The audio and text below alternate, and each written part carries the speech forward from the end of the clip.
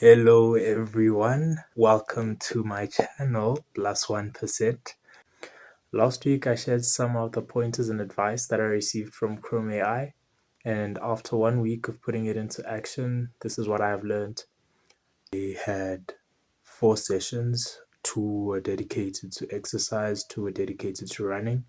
I kept my running exercises under 30 minutes intentionally because I didn't want to stress my muscles this early on. And the suggestion was that I run between 30 to 50 kilometers per week. At this present point in time, that's going to be, in essence, is really unrealistic for me. it's it's not realistic at all for me to go from, I think the highest I've had is 20 kilometers per week, and that's probably on a week where I'm not going to work, or on a week where I'm either overexerting myself or I'm pushing for high volume. So at the moment, I think I'm just going to be working on increasing my volume gradually. I've set the accomplishment of that 50 to 80 kilometers per week running volume for either a month or two, just before the race, the Hyrox race. So at the moment, I'm not putting a lot of pressure on myself with regards to achieving those numbers. I'm taking it slow, and I just came back from running 7.5 kilometers. I think I ran 7.5 in 42 minutes. So I'm gradually improving, and I think that another thing that I've added to my program, which has improved the way that my legs feel, and the way that my aerobic system works, is skipping. So that has been absolutely beneficial, and I would say for a lack of better words, that I am addicted to skipping. I thoroughly enjoy it, and I think I skip close to 800 skips a day, because I skip in the morning, I skip before in the afternoon, I skip in the evening, I skip before bed. So I'm skipping constantly, and I honestly believe that one of the reasons why skipping is such a beneficial contributor to building an aerobic engine is that it keeps your heart rate at a steady pace over time, and it also improves the connections in your legs and your coordination, your hand-eye coordination, your hand-leg-eye coordination, just that neural network to remind you to keep to like to jump, to strengthen the fascia, to strengthen the tendons, to strengthen the muscles as well that are involved in the process. So the skipping has been absolutely beneficial, and I'm definitely going to be keeping it up. Um, in essence, to increase the aerobic base as well as the strength base. The way that my training program is scheduled, I'm running very lightly. I'm not running aggressively at all. I'm trying to keep my pace at like five minutes per kilometer.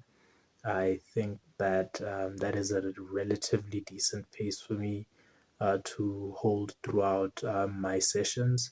I am doing a lot of running and then walking, but as time goes, I'm starting to get the hang of running for long distance without walking, and that's, I think, a good sign.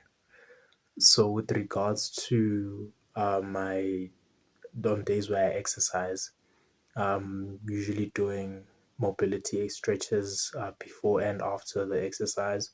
I'm doing pull ups, I'm doing dips, I'm doing inverted rows, I'm doing push ups. That's the upper body component. And then for legs, I usually do squats, I do squat holds, I do lunges, and then I do one leg calf raises. So depending on how I'm feeling about my body on the day, I'll either focus solely on the upper body and not do lower body if ever I ran the day before. So in terms of the scheduling, I usually run on Mondays. I'm particularly strict about when I run and when I exercise. But I actually recently changed that just to try and figure out what works better because I was exercising on Mondays, then running on Tuesdays, resting on Wednesdays, and then working out Thursday, running Friday, and then resting throughout the weekend. So right now, what I'm currently doing is that I'm running on Mondays, working out on Tuesdays, resting on Wednesdays, running on Thursdays, working out on Fridays, and then I think I'm going to include a run on Saturday just to increase my volume. So, some of the apps that I'm using in order to keep track of my progress are Heavy and Strava. So, Heavy is for tracking my workouts, tracking the amount of reps I do, the amount of sets I do, my improvement in my physical strength, and then Strava is for my running. There are a lot of shortfalls in the way that I record my data because I mostly rely on using my phone, which means that now I need to get a wearable in order for me to track my heart rate, to track my breathing, to track all those nitty gritty elements of running that allow you to gauge your improvement. This is like 1 week down, and now I'm in the second week, so I will be posting weekly updates. We are making marginal progress, which is better than not making any progress at all. If you're enjoying what I'm doing here, please like, subscribe, and share the video, as well as comment on what you would like me to talk about. Your interaction and your engagement helps the channel grow, and it helps us to reach more people.